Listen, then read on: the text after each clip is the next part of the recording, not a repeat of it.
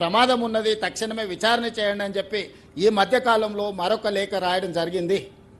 ఈ నేపథ్యంలో ఈరోజు విచారణ చేసి ఇందులో ఉన్న వాళ్ళని శిక్షించడం ఒక కోణమైతే, వేల కోట్ల రూపాయలు 1,50,000 కోట్ల రూపాయల అంచనాలతోటి ఇప్పటికే 1,00,000 కోట్ల రూపాయలు కాంట్రాక్టర్లకు చెల్లించడం జరిగింది. ప్రాజెక్టుల మీద 1,00,000 కోట్లు ఖర్చు పెట్టిన కాళేశ్వరం ప్రాజెక్టు ఇప్పటి వరకు 1,00,000 ఎకరాలకు కూడా నీళ్లు ఇవ్వలేకపోయినాము.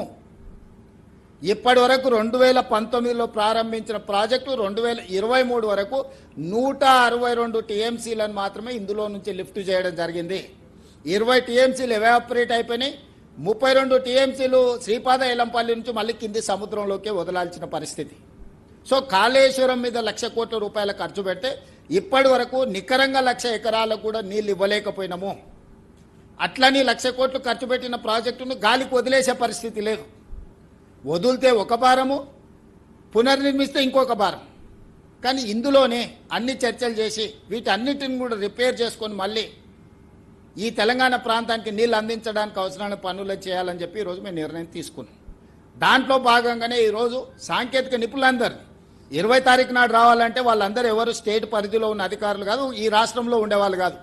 ఒకరు ముంబైలో ఉండొచ్చు, ఒకరు ఢిల్లీలో, ఇతర రకరకాల సంబంధించిన వాళ్ళు ఒక నెల ముందు మేము డేట్ ఫిక్స్ చేసుకొని ఇక్కడికి రావడానికి పెట్టుకుంటే ఇక్కడ వచ్చి వీటన్నిటిని చర్చిస్తే బండారం బయటపడుతుంది, దోపిడీ ప్రజలకు అర్థమవుతుంది. సాంకేతిక నిపుణులు పర్యటించిన తర్వాత ఇందులో ఉన్న లోపాలను గుర్తిస్తారని ఇదే రోజు రాజకీయ మీటింగ్ వాళ్ళు ఆ పక్కన పెట్టుకున్నారు. ఈరోజు సాంకేతిక నిపుణులందరూ వస్తారు. మేము ఒక పొలిటికల్ విజిట్ కాదు, ఇది ఎక్స్పర్ట్స్ విజిట్. ఎక్స్పర్ట్స్ విజిట్లో పొలిటికల్ ఎగ్జిక్యూటివ్స్ మేమందరం ఇన్వాల్వ్ అయినాం. మా ప్రోగ్రాం తెలిసి అతి తెలివితేటలతోటి ఈరోజు ఆ పక్కన మీటింగ్ పెట్టుకున్నారు. వాళ్ళు మీటింగ్ పెట్టుకుంటే మేము అనుమతి ఇవ్వకుండా ఊరుకోలేదు. మీరు ఏమైనా పెట్టుకోండి, నిజాలు అనేది ప్రజలకు తెలుస్తాయి కదా. ఇప్పుడు మా మీద ఎదురుదాడి. మేము ఈ మధ్యకాలంలో రాసిన లేఖ వల్ల కేంద్ర ప్రభుత్వంలో ఒక కదలికి వచ్చి, నేను కేంద్ర ప్రభుత్వానికి మిగతా దగ్గరలో కూడా ఒకవేళ మీరు తక్షణమే సిబిఐ విచారణకు ఆదేశం చేయకపోతే తొందరలోనే ఆందోళన కార్యక్రమాన్ని ప్రకటిస్తాం కాళేశ్వరం నుంచి అని చెప్పి వాళ్లకు సమాచారం పంపడం జరిగింది. దాంతో బెంబేలెత్తి ఈరోజు విచారణకు ఆదేశిస్తారేమని చెప్పి హడావిడిగా హరీష్ రావు గారు, వినోద్ రావు గారు ఢిల్లీకి పరిగెత్తి బీజేపీ నాయకుల కాళ్ళు పట్టుకోవడానికి ఈరోజు ఢిల్లీ పర్యటనకు పోయినరు.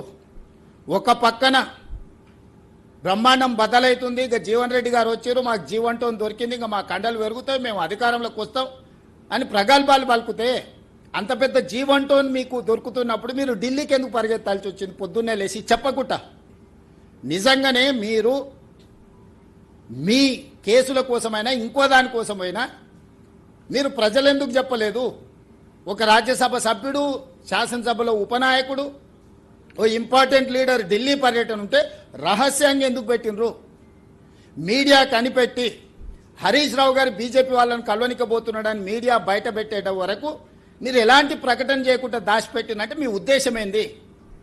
ఎంతకాలం బీజేపీని ప్రసన్నం చేసుకొని సిబిఐ విచారణ జరగకుండా మీరు ఆపుకుంటారు?